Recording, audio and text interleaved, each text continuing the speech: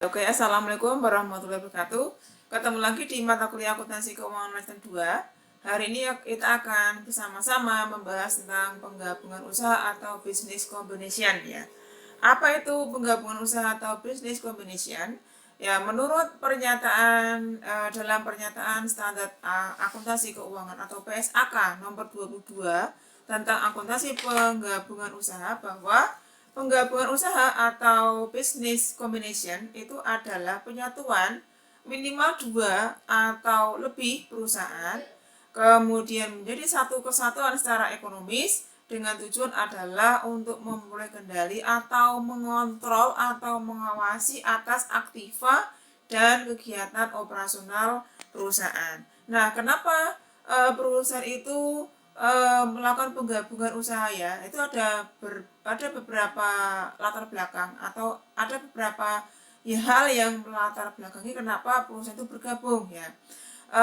Itu bisa karena adanya investasi yang menguntungkan. Nah, tadi sudah saya katakan bahwa penggabungan berusaha itu adalah salah satunya adalah untuk memperoleh kendali atau bisa mengontrol perusahaan lain.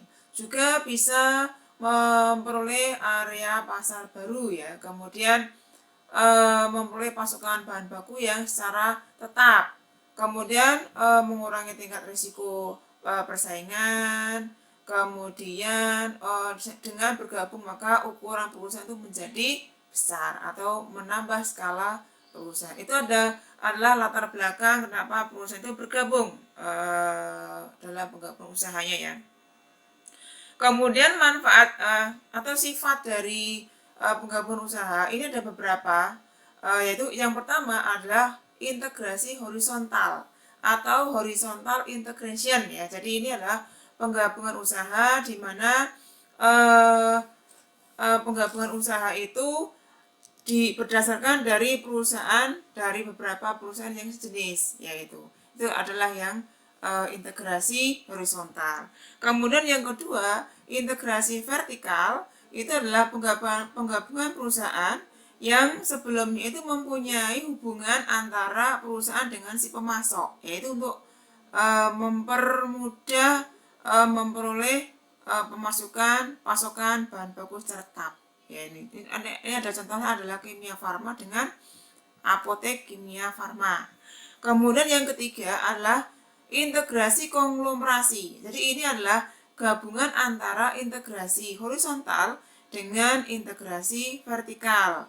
Jadi bisa misalkan hotel bergabung dengan catering misalkan, atau di sini perusahaan bakri bergabung dengan Holland Bakery, jadi itu. Ini sifat dari penggabungan usaha.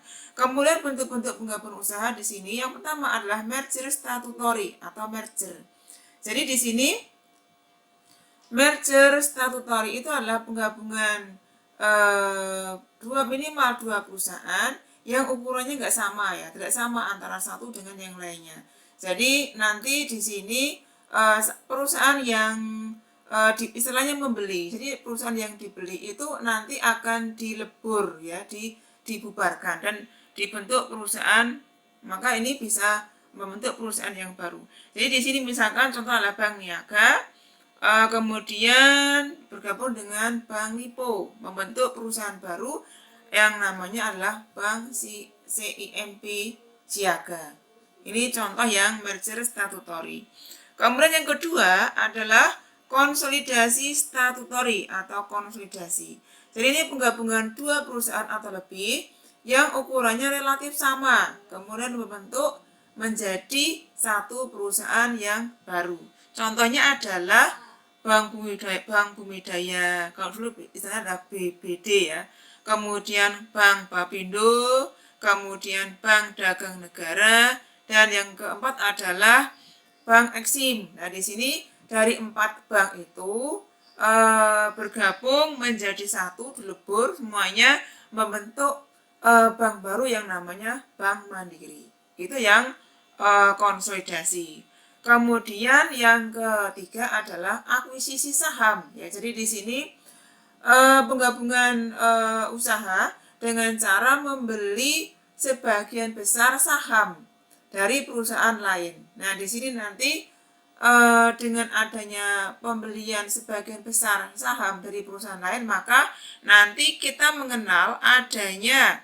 Jadi ini contohnya adalah PT Semen Gresik dengan PT Semen Padang ya. Jadi misalkan PT Semen Gresik membeli sebagian besar saham PT Semen Padang. Misalkan lebih dari 50% ya. Jadi nanti ada istilah parent company. Jadi di sini parent company itu adalah perusahaan, ada istilah perusahaan induk, ada perusahaan anak. Jadi perusahaan induk itu adalah perusahaan yang membeli sebagian besar saham di perusahaan lain, itu namanya perusahaan induk atau parent company. Kemudian yang kedua adalah PT perusahaan yang dibeli sebagian besar saham dibeli oleh perusahaan lain. Itu namanya subsidiary company atau perusahaan anak. Itu istilahnya ya. Jadi ada perusahaan induk, ada perusahaan anak. Jadi nanti dua perusahaan ini karena satu perusahaan yang itu membeli sebagian besar perusahaan lain, maka itu yang namanya perusahaan induk, kemudian yang dibeli adalah perusahaan anak. Secara hukum, secara ekonomis, kedua perusahaan ini saling itu secara ekonomi menjadi satu kesatuan secara ekonomis ya, itu digabung. Tapi secara hukum kedua-duanya itu tetap berdiri sendiri. Jadi secara hukum itu PT Semen Gresik ini dia berdiri sendiri melakukan kegiatan usaha, kemudian PT Semen Padang juga begitu, sama-sama berdiri sendiri melakukan kegiatan operasi sendiri, tetapi secara ekonomis kedua-duanya itu adalah satu kesatuan. Nah, ini nanti ditunjukkan dengan satu laporan ya, namanya adalah laporan keuangan konsolidasi.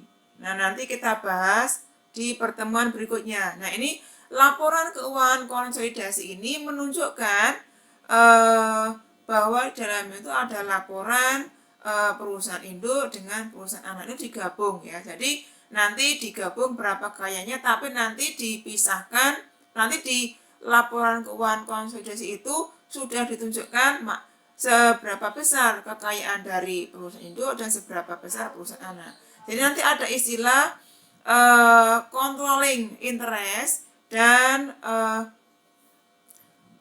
minority interest ya. Jadi ada controlling interest itu adalah hak kontrol atau hak dari perusahaan induk, sedangkan yang minority interest itulah hak dari perusahaan anak. Ya, nanti untuk laporan keuangan konsolidasi nanti kita akan pelajari di pertemuan berikutnya.